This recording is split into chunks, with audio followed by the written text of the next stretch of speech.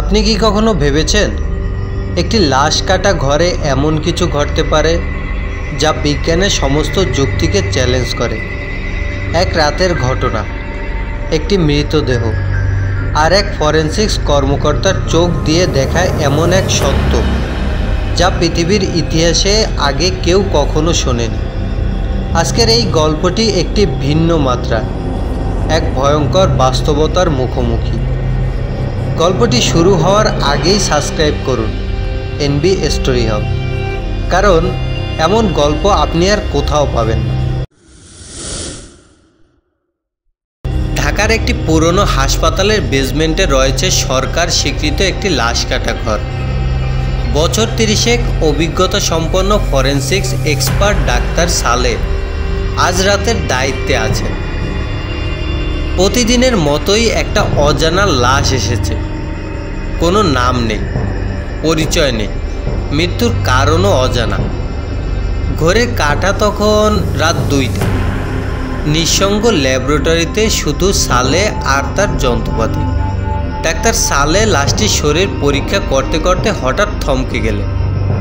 হৃৎপিণ্ডের কোনো ক্ষত নেই, রক্ত জমাট বাঁধার স্বাভাবিক নিয়মও মানেনি শরীরটি।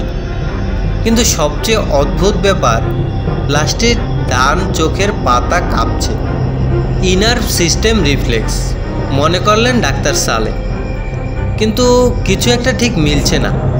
হঠাৎই ল্যাবের লাইট দুবার জ্বলে উঠল আর নিভে গেল। সিসিটিভি ক্যামেরার স্ক্রিনে দেখা গেল ডান পাশের কোল্ড স্টোরেজ থেকে ধোঁয়া বেরোচ্ছে। সালে দৌড়ে গেলেন, কিন্তু সব কিছু ঠিকঠাক। তিনি যখন ফিরে এলেন, টেবিলের কাছে লাশটি নেই। দেখলেন মেঝেতে রক্তমাখা পায়ের ছাপ।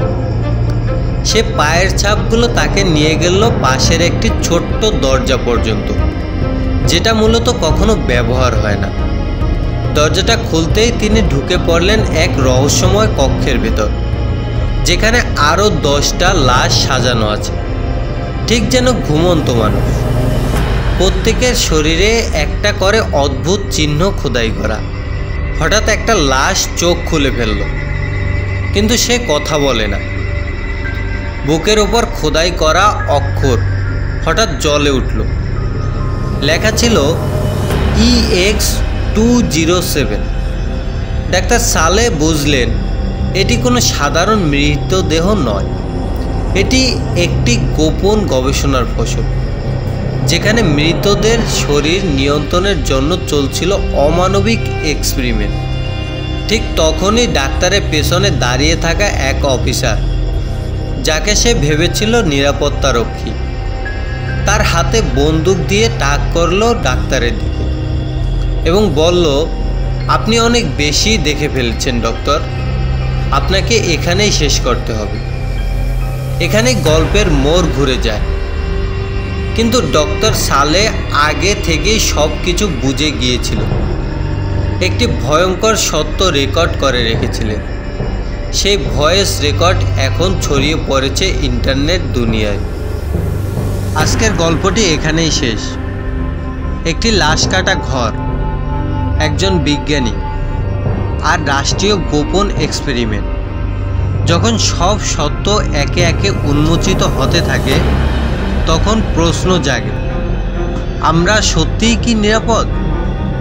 আজকের গল্প যদি আপনার গা শিউরে তোলে, তাহলে জানাবেন। এটা কেবল শুরু।